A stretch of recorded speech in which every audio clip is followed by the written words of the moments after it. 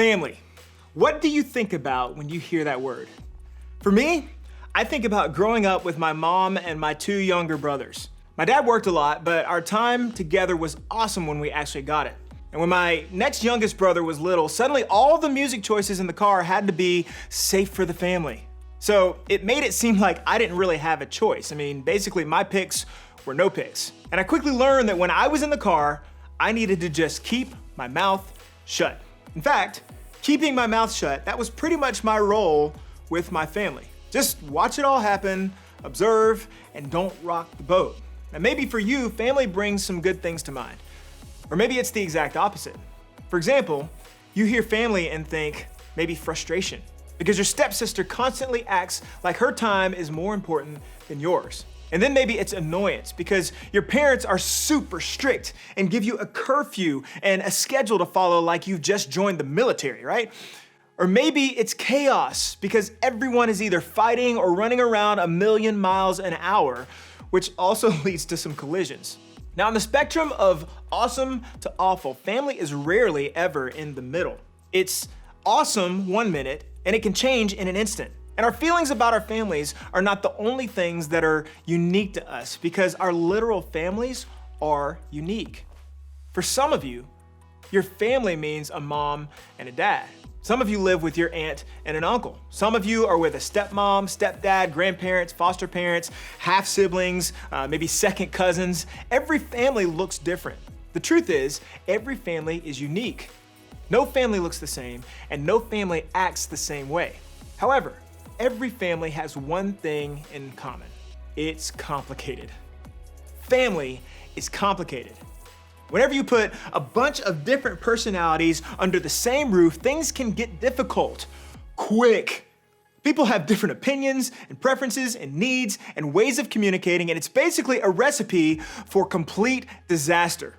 And if I had to guess, each of us has experienced a disaster or two within our own families. So what happens when disaster strikes in our families? Well, as a way to deal with the madness, almost every person settles into a role that they play in the family. Think of it as your way of making your family situation work. You get a role, you play it, and it keeps things somewhat predictable and manageable. For example, some of you are the mediator in your family. You're always trying to keep the peace and make everybody happy. Some of you are the avoider. You keep your head down, you keep your mouth shut, you keep your mind in your own business, and eventually this will all just go away. This was kind of my role growing up. Some of you are the instigator.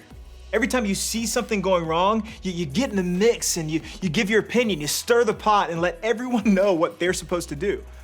And some of you are the smart one. You're looked at as the brains of your family. Some of you are the rule follower. You avoid trouble and for the most part, you do what you're supposed to do. Some of you are the comedian. You turn almost any situation, positive or negative, into a joke or some kind of TikTok video. Now this list could go on and on for days, but think about it. What is your role in your family? Is it one of the ones that I've listed already? Or is it something else? Or maybe a combination of a few different roles? Sometimes the role you play is influenced by where you are in the order of your siblings, your step-siblings, or your half-siblings. How many of you are the baby of your family? How many are the oldest? What about the middle? Any only children out there? That may affect what role you play in your family. But there is one more twist. Now, I recognize that not all of you would say that you have an active faith in Jesus, and that's okay. You belong here no matter what you believe. But for those of you that do have an active faith in Jesus, your faith can also add a complication to the mix when it comes to your family. Because sometimes it feels like faith and family don't exactly mix well. Maybe you feel confused because you're not sure how you're supposed to live out your faith with your family. You're the only Christian in your household, potentially. And because you love your family, you love to see them develop a faith of their own. But how can you possibly influence them in a way that isn't awkward? Maybe your mom and your stepdad expect you to act a certain way because you claim to be a Christian and there's a certain way Christians are supposed to act. And honestly, it's a lot of pressure. Or maybe the adults in your household, because they care about you, take you to church when you act up in hopes of you getting some positive guidance and direction. Maybe that's why some of you are here today, because now it makes church feel weird. And if you're honest, you may even feel a bit weird too. Maybe your faith is starting to look a little different than the people you live with. You don't want to offend anyone by disagreeing. But the truth is, you don't see eye to eye with them on every aspect of faith, and that in itself creates tension. Maybe faith has been a part of your family for a while, but when you look at your family, and honestly, you're not sure it's working. Faith is talked about, prayers are prayed, church is attended, but the arguments and the tensions aren't solved. You love the people you live with, or at least like them sometimes, but it doesn't seem like faith is solving any of your complicated issues. For a lot of us, it feels like faith is one thing and family is another. They feel totally separate and unable to help or change each other. So does our faith and family even make sense together? Should they? Is that even possible? And if so, what does that even look like? I want to look at a passage today from the book written by a guy named John. A guy who could actually say that he and Jesus were close friends. I'd even say best friends. They were friends after spending 3 years living and traveling together. They would have probably felt more like family. And in John 13, the night Jesus is arrested and the night before he's killed, we find Jesus having a final meal with his friends. No one but Jesus knew that it was their final meal together before everything changed. So you can imagine how complicated this must have felt to Jesus. The passage starts with this. It was just before the Passover festival, Jesus knew that the hour had come for him to leave this world and go to the Father. Having loved his own who were in the world, he loved them to the end. So just like you love your complicated family, Jesus loved his disciples. They didn't do everything right, not by a long shot, but Jesus still loved them. Knowing his time with them was coming to an end, listen to what he did. Jesus knew that the Father had put all things under his power and that he had come from God and was returning to God. So he got up from the meal, took off his outer clothing, and wrapped a towel around his waist. After that, he poured water into a basin and began to wash his disciples' feet, drying them with the towel that was wrapped around him. Now, if you think this sounds awkward now, you have no idea how awkward it was to the disciples. Even though foot washing was a common thing then, imagine how nasty feet got walking along the dirt roads in sandals. Jesus was a teacher. He was an authority, a public figure, and people in his position didn't wash other people's feet. That's what servants did. So the disciples didn't know how to respond to Jesus' crazy act of kindness and service right there in front of them. Jesus went on to explain that one of them would betray him and told Peter in front of everyone that Peter would deny his friendship with Jesus altogether. It was a complicated moment. Lots of competing emotions, and with all that is happening, Jesus tells his disciples, "A new command I give you. Love one another. As I have loved you, so you must love one another. By this, everyone will know that you are my disciples, if you love one another." Jesus is saying, you remember what I just did a few minutes ago? How I acted like a servant and washed your feet? How I humbled myself? How I chose to honor you when things felt confusing and strange and complicated? How I showed my love for you then, even when it felt awkward. I want you to do that for one another. Show that kind of love, that kind of service, that kind of devotion. And by doing that, by showing that kind of love to each other, everyone around you will know you are my followers. See what I did? Go do the same. And from there, the questions that come our way are, first, how will people know that you are a follower of Jesus? Second, what will show the people closest to you that you follow God?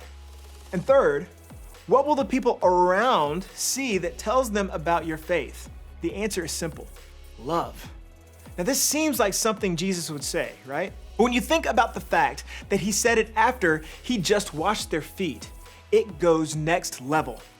They had no idea just how loving that act was. Jesus knew that a close friend would betray him, and another close friend would deny ever knowing him. And despite all of that, Jesus still focused on love.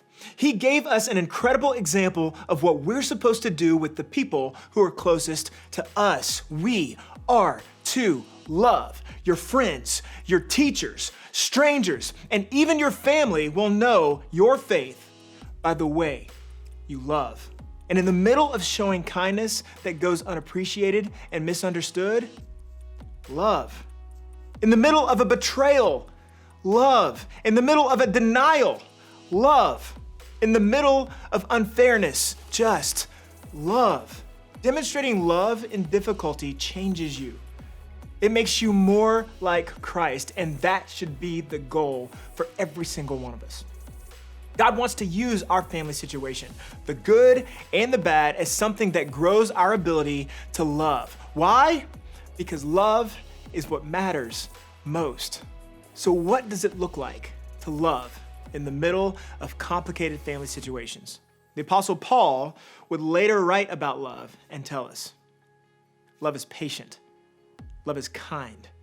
It does not envy, it does not boast, it is not proud, it does not dishonor others, it is not self-seeking, it is not easily angered, it keeps no record of wrongs. Love does not delight in evil, but rejoices with the truth. It always protects, always trusts, always hopes, always perseveres. If we were to ask Jesus or Paul what faith would look like in our complicated families, I think this is what they'd say. Let your faith in Jesus move you to love the people you live with. Love with patience, love with kindness, love in a way that honors the people around you, love in a way that is slow to anger and doesn't keep a record of wrongs. In other words, if you want your faith to help your family, then show as much love as you can, because it never, never fails. Think of it this way. When it comes to your faith and your family, love matters most. Trying to love this way can seem overwhelming. So here's a good way to start. Which one of these applications of love stands out to you? Which one do you need to focus on bringing to your family now? Is it kindness? Is it being slow to anger? Maybe it's patience. These things don't make you a doormat. They allow you to be a demonstration for God. So pick one and ask God to give you the power to start demonstrating it with your family. It could mean that you start being more patient with your parents when they ask you to do something that you really don't want to do. It could mean being more kind to your siblings when they drive you nuts. It could mean not being arrogant when you think you're right or when you talk about what you believe. It could mean celebrating and affirming others when good things happen in their lives instead of being angry that those things didn't happen to you. It could mean not being rude to your stepmom or not being hot-tempered in your reactions with your dad.